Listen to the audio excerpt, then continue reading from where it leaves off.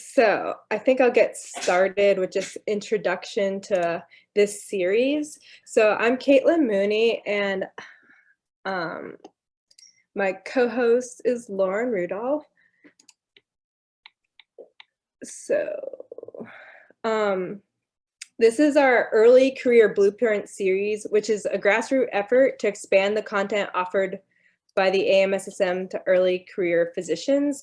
Over the last few years, the Women in Leadership Lead 1-hour sessions have been really well attended at the national conference. And on discussion with other female colleagues, it seemed that many wanted more than 1-hour group session at the national conference to discuss topics of career development, negotiating, mentoring, networking, and other topics. Our goal is to put on a lecture and discussion series that runs throughout the year, thus allowing for more sessions that would be able to be done at the national conference. Our goal for this series is to target topics that are particularly important to young female attendings. However, it is open to everybody. While I think that all can benefit from the content, we ultimately hope that by offering these sessions, we can decrease inequities in sports medicine. This year, I also virtually attended the Women in Medicine Summit. It addressed inequities in all fields of medicine, and I found the lecture content to be very informative, but I also liked the time that we were able to connect and discuss issues, successes, or other initiatives with other members in different fields, which is why we also are aiming to include a discussion component of all of our sessions. Some of the upcoming sessions will be graceful self-promotion, which is a skill that is imperative to develop. While we are often told not to brag, if we are not sharing our successes and goals, people may not know what we accomplished, and we may miss out on opportunities and collaborations. Another upcoming talk will be developing a mentoring network. I think that these will be helpful for those who are just starting out in developing their career trajectory. Moving on to Lauren. Okay, so I'm going to introduce, we have our speakers. We have two phenomenal speakers today, and I have quite a bit to share about them. So starting with Dr. James MacDonald. He is a clinical associate professor of pediatrics and family medicine at The Ohio State University and a pediatric sports medicine specialist at Nationwide Children's Hospital in Columbus, Ohio. He's a team physician for Ohio Dominican University and Bexley High School, and was previously a team physician for the University of California, Santa Cruz. Dr. MacDonald has a number of research interests, including spondylolysis, concussion, pediatric exercise and inactivity. He's lectured widely and written numerous journal articles and book chapters on these and other topics in sports medicine. He has been awarded several research grants for his work on pediatric concussions, including a Young Investigators Grant from AMSSM. He's an associate editor of one of our specialty's premier journals, the Clinical Journal of Sports Medicine, and for the Journal of Dance Medicine and Science. He's a member of USA Swimming's Sports Medicine Task Force and a medical delegate for the governing body of international swimming. In 2015, he was one of AMSSM's traveling fellows, where he went to South Africa and lectured widely throughout South Africa. Dr. MacDonald is a fellow of American College of Sports Medicine, as well as a fellow of the American Academy of Family Physicians. He was a Peace Corps volunteer where he spent 3 years teaching in Swaziland in Southern Africa, and he is an Eagle Scout of the Boy Scouts of America. Dr. MacDonald is a cum laude graduate of Harvard College, where he earned an AB in biology and was inducted into the Pi Beta Kappa Society. He received his MD from Harvard Medical School and completed his family medicine training at the Maine Dartmouth Family Practice Residency. He completed sports medicine fellowship at Boston Children's Hospital, and then he received his MPH from the College of Public Health at The Ohio State University. Dr. MacDonald has a lifelong devotion to sports and physical activity. He lettered in track and cross country at Harvard. He and his wife enjoy watching their twins adopt sports ranging from tennis to cross country, karate, and weightlifting. And then we also have Dr. Matthew R. Schmitz, who hails from Colorado, I've learned, and is a Colonel Select in the United States Air Force. He serves as the chair of the Department of Orthopedic Surgery at San Antonio Military Medical Center. He's also chief of the Pediatric Orthopedics and Adolescent Sports Medicine Service and chief of the Young Adult Hip Preservation Service. He graduated with honors from the U.S. Air Force Academy and Loyola University Chicago's Stritch School of Medicine and was the recipient of Loyola's Early Career Achievement Award. Dr. Schmitz was a standout collegiate rugby player and played with the USA national rugby team while in medical school, which I can't imagine doing, actually. He is now a team physician for USA Rugby and traveled with the team for the 2015 Rugby World Cup in England. Dr. Schmitz continues to serve in the U.S. Air Force and has deployed to Afghanistan in support of Operation Enduring Freedom. He has extensive academic medical background, lecturing nationally and internationally on a variety of topics, with his main research area being hip disease and sports injuries in children and young adults. He's a member of numerous multi-center research consortiums and has faculty positions at the Uniformed Services University of Health Sciences and Baylor University. His clinical practice focuses on both open and arthroscopic hip preservation techniques, including hip arthroscopy and periacetabular osteotomies. He also treats adolescent sports injuries of the knee and shoulder. Dr. Schmitz serves on multiple national committees. He currently serves as the president for the Society of Military Orthopedic Surgeons. He recently completed a year in the final class of the AAOS Leadership Fellows Program and is currently deputy editor for social media for the Journal of Bone and Joint Surgery, in addition to being on the editorial board for the American Journal of Sports Medicine. Dr. Schmitz is married to Dr. Gillian Schmitz, who's an EM physician, and she's currently the president of the American College of Emergency Physicians, and they have two wonderful daughters. So now that we have discussed who we are and why we are here together, we'll move along to the discussion. So today we will be discussing the HeForShe movement and the importance of having male mentors and advocates. For an introduction, the HeForShe movement is a global movement for gender equity. Many in this environment are aware of the gender pay gap and the gap in leadership positions in medicine. But this is also true, and especially true, in the sports world and the sports medicine world. Thus, it's important that departments and organizations make a concerted effort and plan to address inequities in sports medicine. I picked our two discussants because I determined them to be champions for gender equity in my interactions with them. Dr. Schmitz, I talked to at the PRISM conference and was just very impressed with what he has done with his department in terms of gender and its racial diversity. I also know quite a few of the female surgeons in his department, so I know that they also appreciate that, and it really seems like a very conducive work environment. And then I know Dr. MacDonald from Twitter, and I always see him really being a proponent for gender equity on Twitter. So that is how I picked our two speakers or discussants, because this will really be a discussion. They both have clearly made it a point to discuss in their professional lives the benefits of gender diversity in their departments and organizations. And I have always appreciated how they're not shy about sharing the successes of the women in their lives at home via social media or even in person. As a reminder, this will be a recorded session, but we will be editing out any of the discussion at the end so that people can really open the floor up for questions.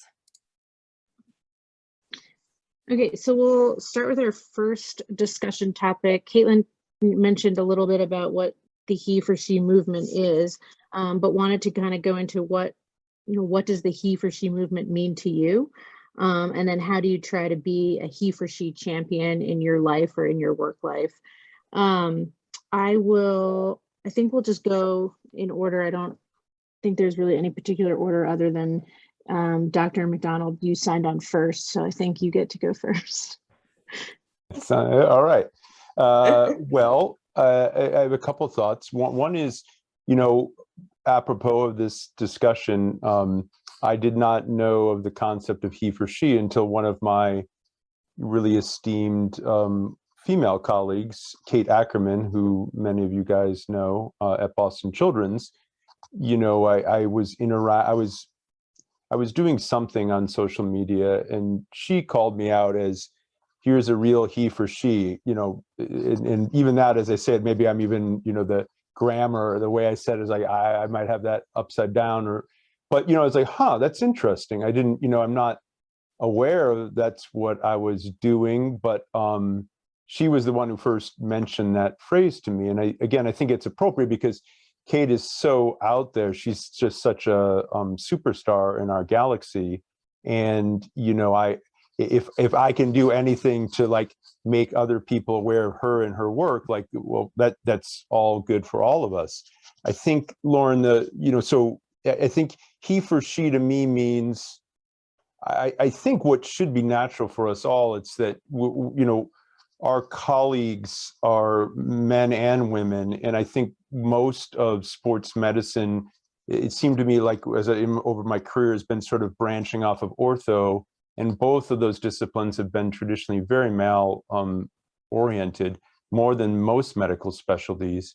And so I think of he for she as being a real conscious awareness that what we do individually and what we do collectively really pays attention to some blind spots that we may have, ranging from, like I try to be he for she when I'm in a group setting, especially like on the stage where like I'm aware that men oftentimes refer to their colleagues by their first name, and I'll refer to Dr. Schmitz as Dr. Schmitz, and I'll even do it to the point where, I mean, Kate and I are friends, but I'll try never to call her Kate if I'm in a dais with her. It's always going to be Dr. Ackerman. So it's becoming aware of little things like that. It's becoming aware of when we're in a meeting and like, my God, why is everybody on the stage a man speaking? Like, this is crazy now in the modern world with AMSSM, I think must be approaching 50-50, I would think, by this stage. And then calling that out. And then at every level, and then I'm going to stop for a moment to hear what, Matt has to say. Just making sure, like if you're in an organization like I am at Ohio State, I belong to the Women in Medicine and Science advocacy group, and I try to help out there, but I am also, when I'm there, I try to listen more than I talk. And so those are just some of the first thoughts I have about he for she. So I'll pass it on to Dr. Schmitz. Thanks a lot. And, thanks for having me on the panel. I'm really excited to be here. On its basis, Dr. MacDonald kind of hit on it. It's the concept of advocating for your female counterparts and partners. But I think it goes a little bit beyond that. And I think of the concept of mentorship versus sponsorship. And mentorship is relatively easy, where you can mentor someone along, but sponsorship is actively getting that person involved. So getting them involved in committees that you may be a part of, really advocating for them, highlighting their accomplishments, even turning something down and saying, I shouldn't do this, but let me give you someone that potentially could be better at it than me, and giving young members a new opportunity, and doing it actively and looking at trying to equalize that. We talked a little bit about the sports world. Orthopedics is severely underrepresented by females, where only 6% of attendings or fellows in the Academy of Orthopedic Surgeons are female, 6%. 13% of current residents. So that's atrocious. It's way behind any of the other surgical subspecialties. So the fact that we have 30% female staff in our department just shows that we've been able to recruit, but then give them great opportunities to really shine. So for me, it's taking an active role in trying to get people involved and really push them forward so that they can earn that recognition that they're so deserving of.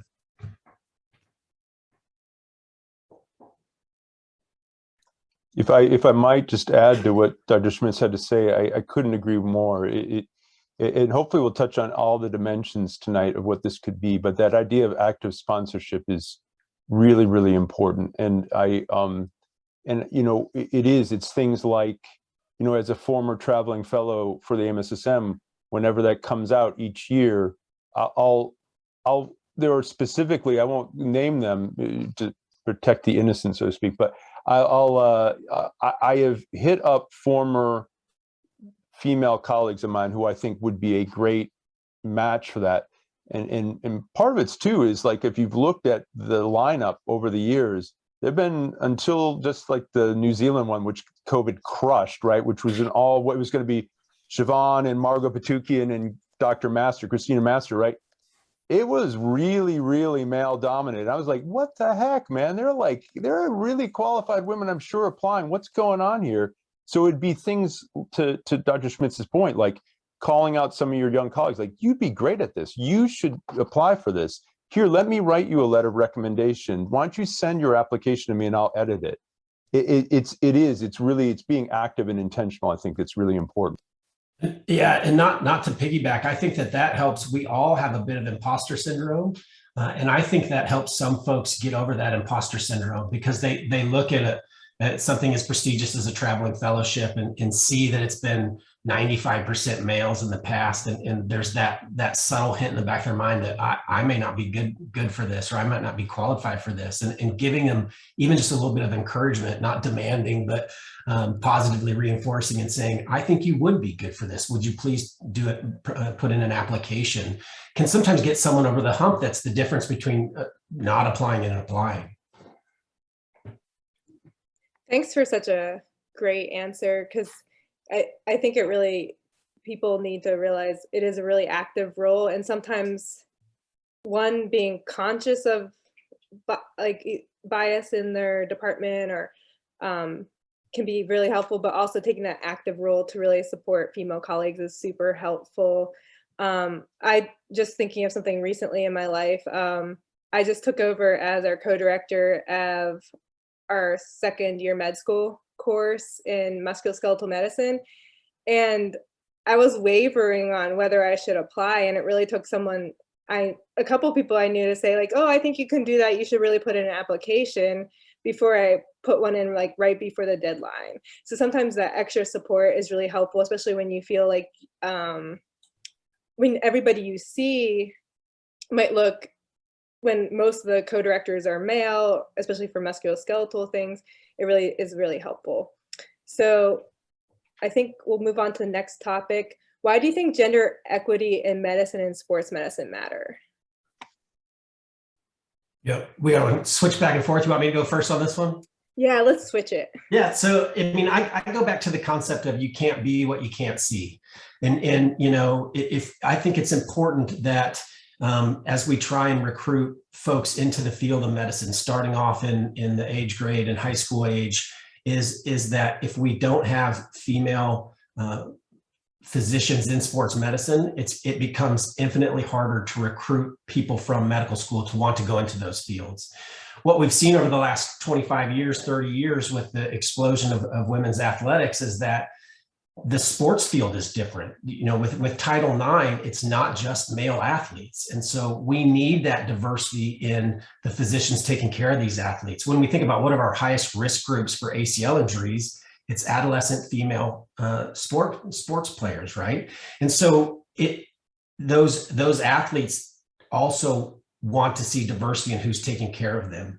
They don't want to just see white men taking care of sports teams. And so I think it's really important that as the landscape of sports changes, that the landscape of sports physicians also changes to match that. So it's more on par with what the athletes are. Yes, and as Dr. Schmitz points out, I'm aware that 1972, right? It's 50 years since Title IX, and the explosion in sports participation, which now it's definitely 50-50. Forgive me, Giselle, we were on a book club last week. I want to call you Dr. Arnie, but I'm probably mispronouncing your last name because we were Giselle in the breakout room together. You did it perfectly. Did I do it? Okay. Dr. Yep. Arnie, who has an amazing podcast called Madame Athlete, you got to listen to if you guys don't know this. But where I'm going with this is the book club, if you weren't part of it last week, was Wolfpack, Abby Wambach's leadership book. And she writes very intentionally in the female person, right? Like it's not, the default pronoun is not he, it's she, like throughout the book. And I was talking to Dr. Arnie and the other people in the session, how initially I had to reflect back on myself and like, wow, this is almost uncomfortable. Like I feel excluded. I feel excluded as I'm reading this. Like this is a leadership book for everybody, right? But if I take one more step back, we should all realize, we men in the United States, are like, we've got the wind in our sails our whole lives. Like I'm a straight white male, Christian male in the United States of America. Like I am the most privileged being on the planet. Everything has supported me in my endeavors in life, and including like the pronouns, including language. And this stuff matters because we've got to reset. Our society is built with more than just, men and white men, et cetera. Like, so whether it's race or gender or sex, or I'm really think it's extremely important that we recognize the privilege that, in this case, men just have in our society, have had historically. And power is never relinquished easily. It usually has to be taken. And women are doing a great job of this, but it works better if men work with women to demand what they need. I think it was Abby Wambach says basically in the book, be grateful for what you have, or something like, be grateful like for what's happening, but demand more, demand what you don't have yet, demand it. It's both things. Be grateful, like, hey, it's changing, this is great, but also don't be afraid to go, hey, but this is still bullshit. Like, what, why is women's pay, those, all the recent JAMA study that just came out, and I'm making, the details matter, but it's like 80% compared to men. Like, what's that about? What's going on here? Why is it still going? And then my final thing, not to go keep going off on tangents, but Muffet McGraw, the Notre Dame basketball coach, gave that great speech a couple of years ago. It's like, I'm tired of like, why is it that there are like, what is it? Something like women NCAA basketball, there's still like something like 60% of the coaches are male. And NCAA men, like maybe there are one or two women coaching NCAA men. What's that about? Why is it okay for men to coach women, but women can't coach men? Or hey, New York Yankees just hired a manager for their like AA program. It's a woman. Wow, big history. Like, wow, big deal. Like, why is that so exceptional? It shouldn't be. So we have a lot of work to do, and men need to participate in it. I think it matters on every level.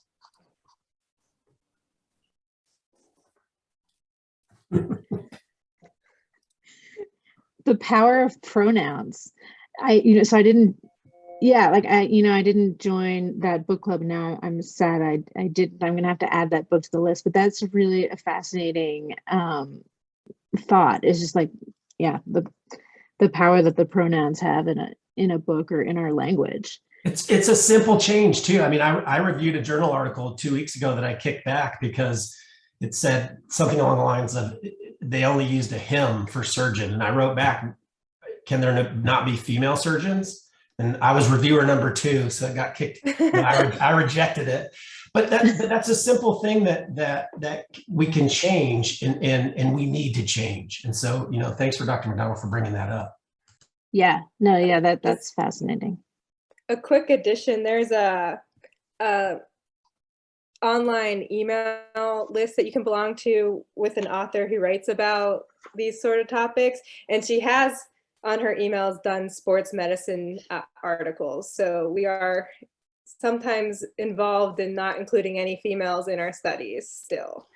But she has, a whole Sorry, section called the default male of the week. So something that is defaulted as male. So it's really interesting because it really opens my eyes, even when I feel like I'm in this world. For example, that women crash test dummies still are not included in the driver's seat as a rule, which is just mind-boggling. So, Dr. Mooney, I wanted to add on to that because, like, to articulate in my own mind at least, and I'd want to share this, that connection, like, why does it matter? Like, why do these things matter? Like, one of them is, to your point, you know, a lot of our patients are women. And, you know, I was just reading something about multiple sclerosis, right? And that, you know, it looks like Epstein-Barr virus may be a causative mechanism. And then somebody, like, I had some comment to the story, and they reminded people, MS disproportionately affects women. And historically, it was apparently called hysterical paralysis for years. Before there were like things like, hey, neuroimaging study shows plaques, and there's actually a biological mechanism. It was dismissed. That's not unique, of course, right? That is not the only disease that has disproportionately affected women that has been dismissed by the medical establishment over the years. So these things matter also for our patients, like to become a more equitable profession, to help to make sure we take care of our patients the way they need to be taken care of. Great point. Yeah, absolutely. Okay, so next question, and we've talked a little bit about this already. So, you know, just, you know, if you have anything to add, I guess, to the topic, basically, you know, what do you do in your personal life and work life to promote gender equity? And, you know, we've kind of talked about what you do in your work life to promote gender equity. So maybe it's a little bit more about personal life, or if you have anything else to add about specifics of work life. I can And go then if you I guess want, we'll go, yeah, we'll go back and forth. Yeah, I can share some of my personal life, but just real quickly on the work again is, I think, again, it ranges from the stuff I've already talked about to here's an example. Again, some of these things may seem random, but they seem important to me, or I was sensitive to them. I worked at a job, was a doctor job, where I arrived, and I was a group of, I think, like 6, maybe it's 5 men. I was the 5th, and maybe 1 woman. Lots of athletic trainers. They were probably 50-50. And when I arrived, like, there was a monthly poker game that they said, you know, the first month I said, hey, Jim, why don't you come? And I'm really busy. I couldn't make it. But then, you know, I kept getting invited. It turned out, like, I realized, like, it was just a bunch of guys getting together playing poker. And I also realized, like, I don't think they were intentionally doing it. It was like an oversight, like an assumption, I guess, that the girls wouldn't want to be around smoking cigars, drinking, and playing poker. The women weren't invited. And I was like, this is bullshit. I mean, I like poker like the next person, I guess. I mean, it wasn't like I didn't want to be in that scene, but I thought, this isn't cool. Like, this is like all those, you know, businesses that the guys go out and play golf and the women are left behind, but you transact business. I mean, that's where a lot of the mentoring and the this and that happen. And it apparently it eventually faded away. But like, I never attended, and I didn't articulate to anybody either, like, you got to change this. And that's something I would change now, like, because this was, you know, a decade or so ago. But I think it's being aware of things like that. Is something like that happening in your institution?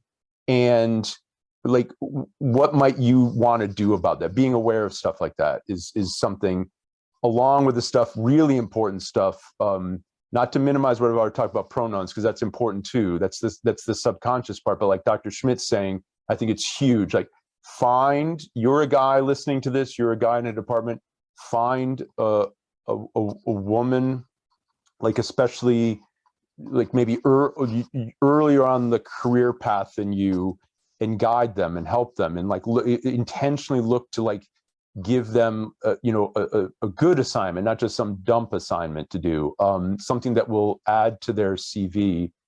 Definitely mentor them. personal life, hey, listen, I if I got my wife on here, she'd probably like, she'd smack me. But my wife is Kit Yoon. I love her, and partly the reason I love her is she's a real feminist. She had no desire to take my name, and more power to her. I wouldn't take my spouse's name either. She's an acupuncturist. She's a really private businesswoman, runs her own show. She's a great mother and great wife and great person. The little stuff I do, it ranges from stuff that I saw my dad did that drove me crazy. Like, it was always assumed that he'd get behind the wheel of the car if my mom and dad were driving. I was like, that's really dumb. We most of the time when we drive together, Kit's behind the wheel. I just like I'm there if she wants, like at night, she doesn't like to drive in the dark, I'll drive. Like, but flip side, we go to a party and she doesn't drink, I drink, and like she's the whatever you call it, the designated driver. But my point is,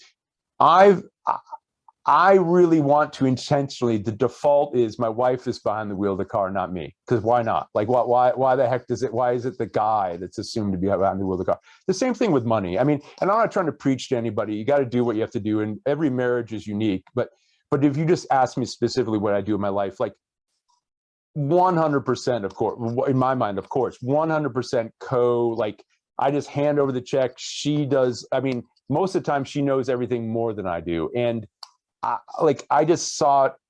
I was given a different role model, and I wanted to go the opposite direction for whatever reason. So I think it's really important to, in your personal life, how are you handling these things? Are you looking at if you're in a partnership of different genders, are you according your partner the same power that you have, and are you aware of your blind spots, or are you open to them when they're brought to your attention or given appropriate critique? Yeah, that's great. For me personally, I'll tell the story that I went to an all-boys Catholic high school, and then I went to the Air Force Academy that was probably 80% men at the time I was there, and played collegiate sport and then post-collegiate sport. So I was always around dudes. And so if you'd asked 18 or 20 or 22-year-old me what mid-40s me would look like, this is not what I envisioned. I didn't know this existed. And then you wake up 20 some odd years later, and you've got a 13-year-old daughter that's active in volleyball and an 11-year-old daughter that's active in soccer and basketball, and you're married to the president of the American College of Emergency Physicians. And so, when we talk about personal life and talking about the HeForShe movement, that like encompasses my personal life, because I've got two daughters that I want to grow up to be whatever they want to be. They keep trying to shun medicine, and I keep trying to encourage them to do it. But I want them to have those opportunities and not have opportunities that maybe they wouldn't have. And so, my personal life is involvement in organizations that promote diversity. And so for me, it's being involved with DEI committees. For AJSM just recently started a DEI task force, and they asked me to be on it. And you don't get paid any extra, and that's your evenings, but it's important.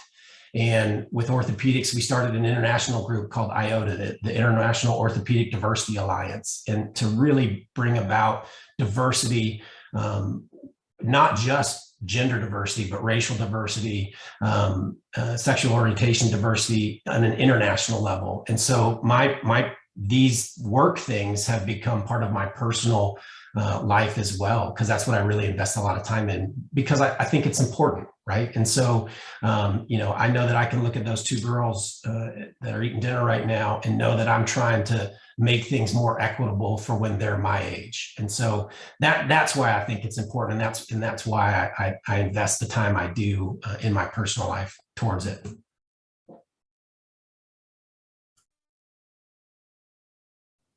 The one other thing I'd just say, and Dr. Mooney pointed it out as one of the first places she and I bonded was over social media and Twitter. Another thing one can do is in your social media, if you participate in that, is to champion the stories you read about, what, again, I mean, I just do it because I'm interested in it, but I am interested in Naomi Osaka and her story, and the in what she went through in the French Open. And, so I'm going to talk about that on social media. And, I think in our professional lives, I think Dr. Schmitz is a deputy editor. I'm a deputy editor for CJSM. Being aware in your professional life, like who's on your editorial board? Hey, we have an opening. Who are we gonna, get like for this opening? And all things being equal, being aware, like, hey, right now it's pretty heavily weighted toward like men. Let's make sure look for great candidates, not close doors immediately when you're doing the initial like recruitment, but be aware like the composition of our editorial boards needs to reflect the composition of our profession. And so if you're involved in an organization like that, being mindful of those kind of things, but making sure that you as a male, if we're talking about he for she, give the space for women to tell their own story or their own truth, as the parlance goes in modern times. Thanks for the answers to that question. We touched a little bit on this one, so this one can probably be a little bit of a short answer, I think, but you might have specific things that weren't discussed. Since when you're in leadership positions, what do you feel is the benefit of having diversity? And this doesn't just have to be limited to sex or gender, but having diversity in your department and any of the groups. And you just mentioned a little bit on the editorial spectrum, but maybe you mentioned a little bit about having people more representative of our patients, but is there anything additionally you would think that you consider in what you want with diversity in your departments or organizations? Yeah, I'll start. I think it's diversity of opinion. If you've got 5 people that look the same, they're more likely and come from a similar background, they're going to have the similar answers to questions or problems. And the issue is the bias that we talked about earlier, is not even understanding the bias that they bring to the table, but having different backgrounds allows you to have different perspectives on not only the problem or potential problem, but what the potential solutions are. And so for me, I think that's really important in having diverse backgrounds at the table to have those open discussions, and then being able to facilitate open discussions so that person feels that they can present their potential solution and isn't scared to do so. I agree. And I think on a medical and just a couple vignettes, in again, trying not to be too specific for, political reasons, but I'm aware one time I was with an organization where a few of us were trying to get the, like with every chart note, a decent detailed, menstrual history. What's the last menstrual period? Have you had, how many periods have you had in the last year? When did menarche begin, et cetera? As starting to look at, female athlete triad, relative energy deficiency in sport kind of things. And because the group was so weighted with men, there was incredible pushback in terms of like, that's how many extra clicks, that's how much more time in charting. It was very, very hard to push through, very hard.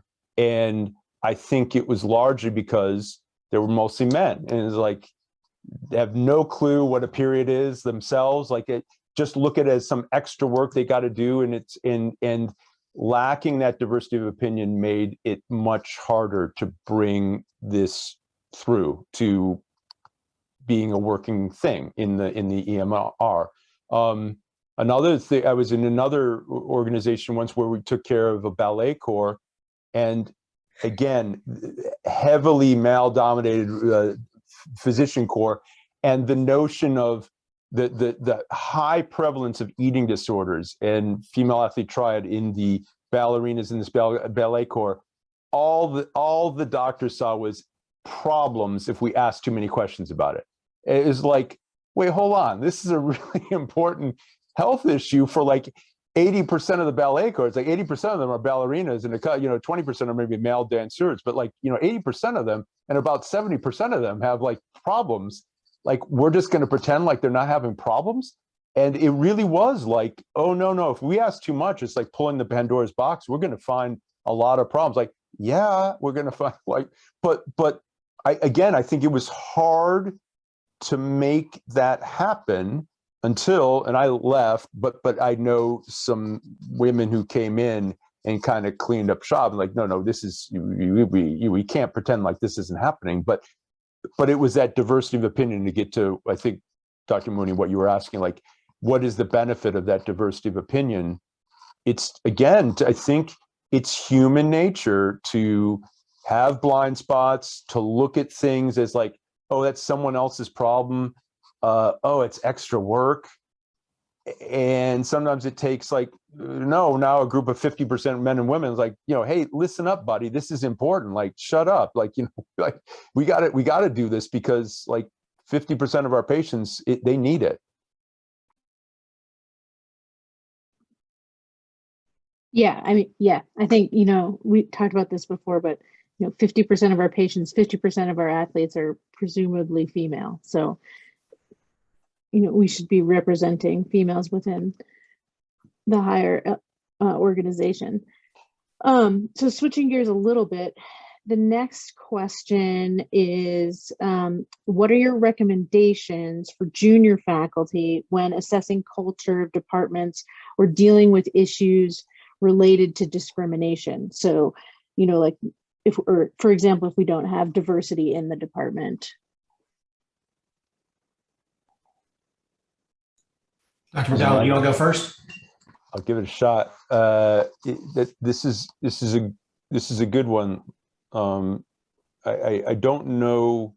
So let me start by just saying, I don't know if I have a great answer. I mean, some of it has to do, I think, with assessing, I guess, the safety of the group that you're in. Like, do you feel like it's a safe place, or is there a safe person that you can speak to? I'm aware of like this moment in time where, COVID has affected us all, but like, as many studies have shown, like, not surprisingly, it's disproportionately affected female faculty, with issues like it's home and we're Zooming. And again, like, most studies have shown most of the housework and the childcare still falls on the women. And so it's like the women who are expected to juggle, hey, I'm here in front of Zoom, and hey, Johnny's over there in the playpen, but he's there, I can see him through the glass, and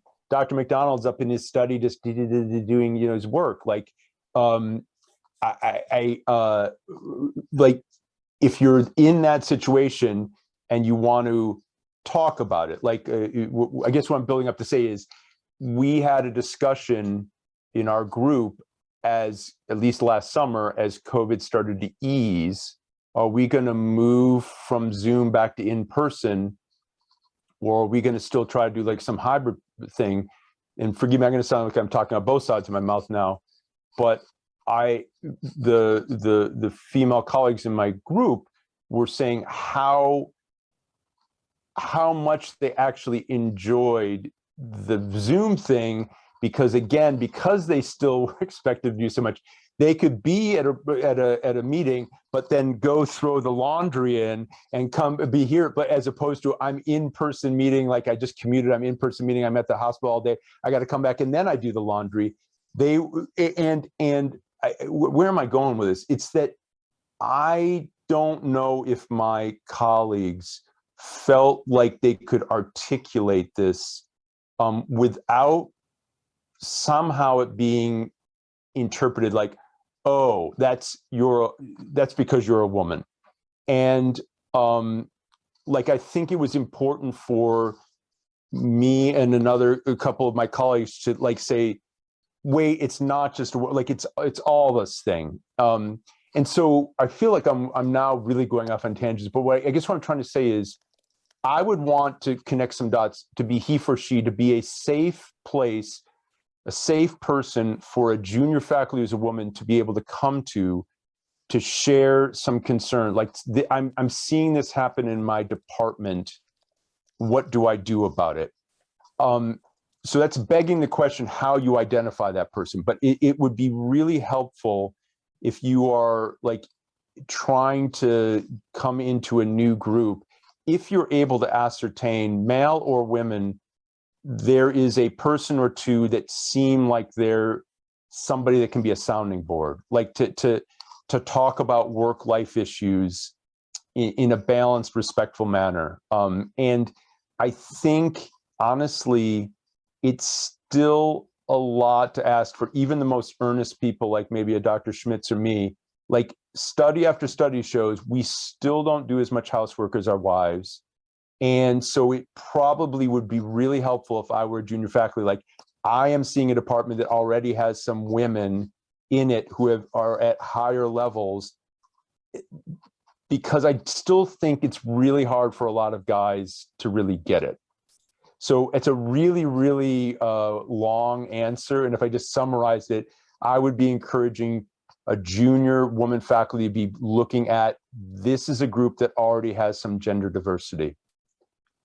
Yeah, I was going to say that, if you're transitioning out of training or transitioning from one job to another and essentially out on the market, the first thing I would look at is the makeup of that department. And if they have 0 female faculty, that's a huge red flag. If they have only 1 female faculty, unless it's a small group of 2, 3, 4 people, to me, that's another potential red flag. And I would actively try to talk to that, if it is a single faculty, that single female faculty, and get her perspective on that very thing. What is the culture like in this department? If you move to a bigger group, like we have 27 surgeons, it's a little bit easier to see when 7 of the 27 are female, including vice chair, right? And so that to me is a little bit more welcoming. And so I think you've got to do your due diligence if you're looking at a position in a department or in a practice group that doesn't have any female faculty. Then once you've decided where to be, we know as junior faculty, it is sometimes really hard to speak up for yourself if you are being discriminated against or treated poorly. So again, going to that concept of finding a mentor or a sponsor that will help you and identifying that person. Ideally, it's in your department, but occasionally it may not be in your department. It may be someone else that's either at the hospital or even a sponsor from a previous phase in your life that is willing to go, that's further enough in his or her career that is willing to go to bat for you.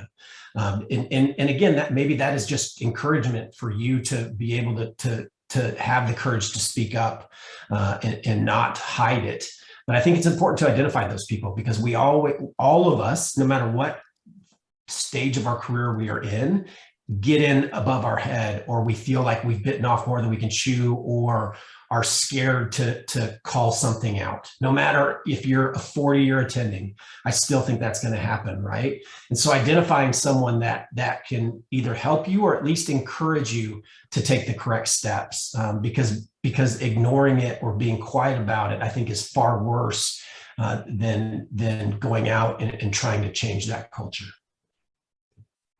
I really like the answers to this question, because I think it's really important for people in their early career to assess their jobs that they are looking at. Sometimes you have more say than others on where you're going, or whether you have regional preferences, what's on the market right then. But really thinking about what the makeup of where you're going is, I think, is super important. And then thinking about the culture, just to reiterate those answers. And then I think kind of a big theme there was to try to identify sponsors, advocates for you when you're there.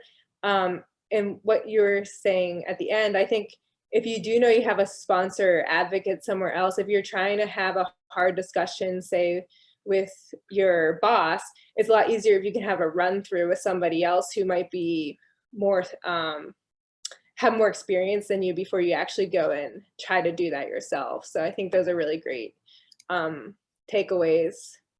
So our next question, I think we kind of just talked about this quite a bit, which is, if your organization hasn't prioritized this, how do you encourage them to care about equity? I think we really just touched on that quite a bit. So I don't know if you have anything else to add to that. No, I was just going to say that, Dr. MacDonald brought up social media before, and you can do it that way.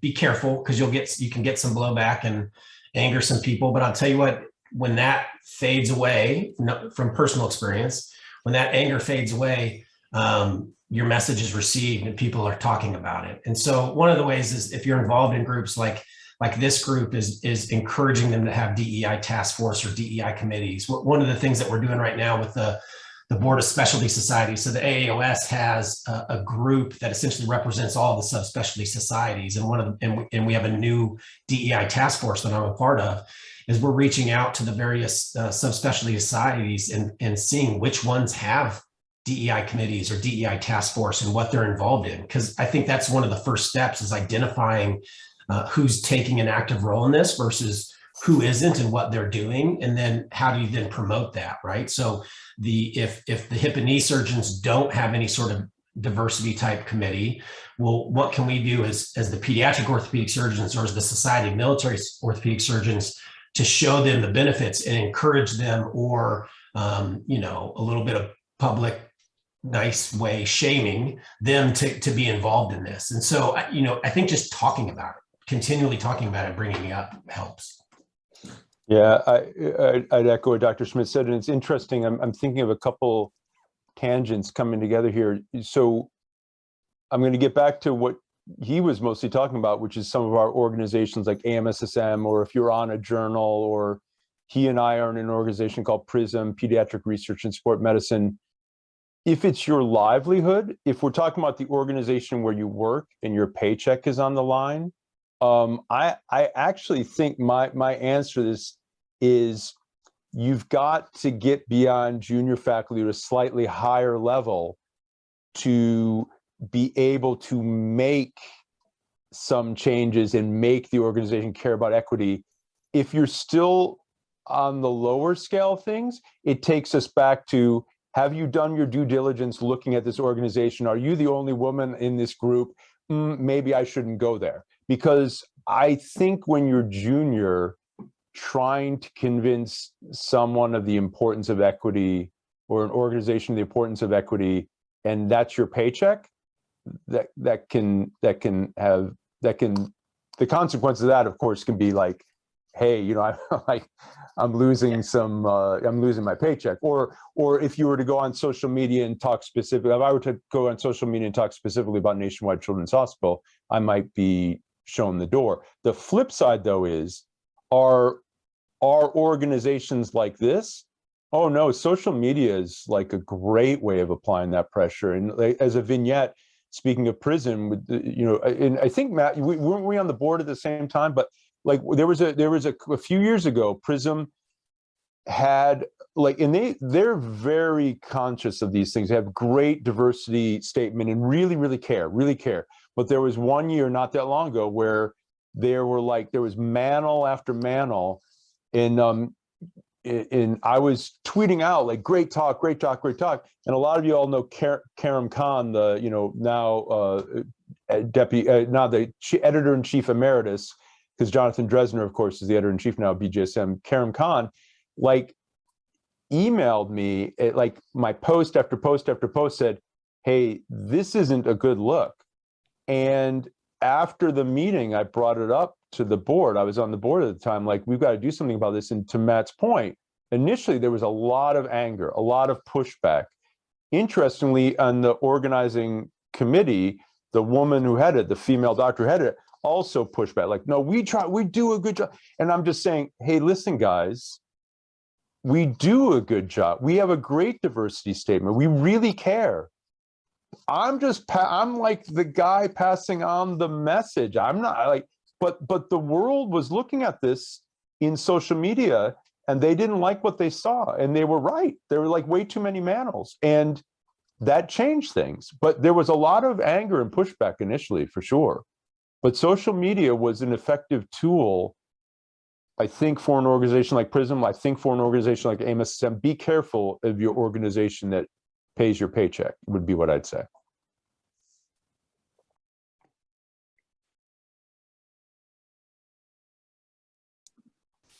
I think we're on to the last question.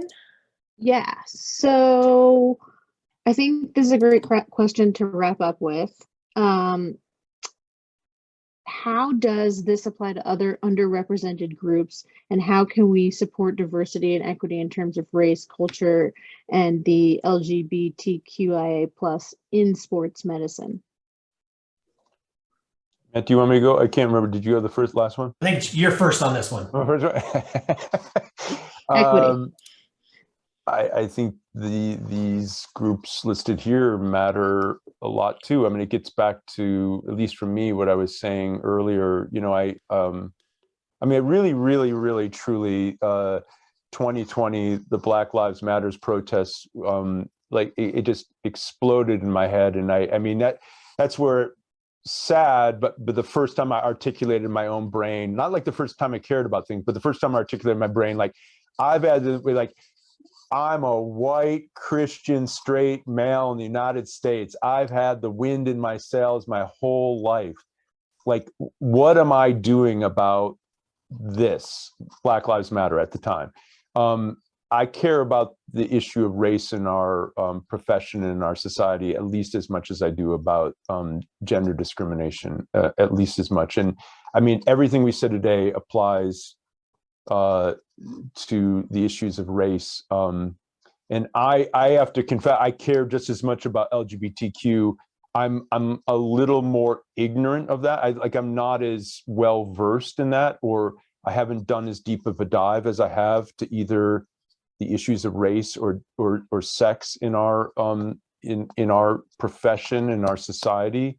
But these like every one of these groups you're mentioning, like, you know, Hispanic, maybe ethnicity, if culture, and underrepresented minorities, like, you know, blacks, American blacks, and the raw deal they've gotten in medicine, like from the beginning, and the raw deal Black doctors have gotten from our profession from the beginning, it's carried over into the modern world. And like, we white or male or straight people have to be allies. We have to be the equivalent of the he for she for our Black colleagues, our gay colleagues, our trans colleagues, our trans athletes, are, you know, you keep filling in the blanks, and we're pilloried sometimes by certain elements, like, as we're divided, we're supposed to be one, but like, we can't be one if one means, again,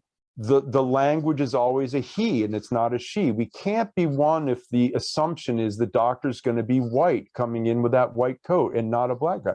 We can't be one until we've addressed all the historical discrimination and deficiencies in our profession. So like, every one of those groups has a similar, you know, resonance to what we've been talking about in the gender world. So I'll stop there. Yeah, I was going to say, you know, if we talk about underrepresented minorities, when we look at the he for she movement, medical schools, for the most part, it's 50-50 coming out. It is not that way for Black or Native American or Hispanics. And so you have to go further down the pipeline to help recruit talented people to want to be a part of the field of medicine. So orthopedics has Nth Dimensions, which is trying to get into the high schools. And so, you know, less than 2% of orthopedic surgeons are Black, less than 0.4 are Native American. And so I think it is important. The whole concept of what we've been talking about is you can't be what you can't see, and who we represent. So the first thing is to talk about it. Like, at least it's getting discussed now, right? 10 years ago, it wasn't getting discussed, not that often. And then it can't just be discussions. It has to be active involvement in trying to recruit folks to, you know, when we talk about underrepresented minorities, it's recruiting them into medicine in general. It's not just into sports medicine, it's into medicine. And then the same thing with the LGBTQIA population as well, is making sure that they have a home where they can feel comfortable and that they can feel accepted being a part of the sports medicine world. I think we're further along today than we were 10 years ago, but we have miles to go on this. And I think the first thing is talking about it and trying to make some strides up. And that's part of the reason we started IOTA, was that it's not just gender diversity, but it's all diversity. You know, gender is important, but I think all diversity is important as well. Agree. Thanks for those answers as well, because I think that's going to be one of the things that I think I try to follow as many diverse people on social media. I know a lot of people say, go check your social media, and most people tend to follow more males than females. I also just try to, if I see a underrepresented minority in medicine, just to, even if they're not in my field, just to understand a little bit more about their perspective, I try to make sure that I am having those people coming into my feed so that you know what they're dealing with versus what other people like me are dealing with. I think also really important is hopefully we have the mentoring aspect of AMSSM coming back at the national conference where you can sign up to be a mentor or mentee, but really looking for people that might really need that sponsor or somebody else that might be an underrepresented minority who might need that extra boost to really feel welcomed into the field. Oh, and Marcy Goolsby told me that yes, the mentoring program at AMSSM is ongoing. So for all of us who, you know, even if we don't feel that senior, we can still mentor a medical student or a resident or somebody else who needs that mentoring. So I want to thank our panelists for such a great discussion. And now it is time to open up the floor for questions and discussion.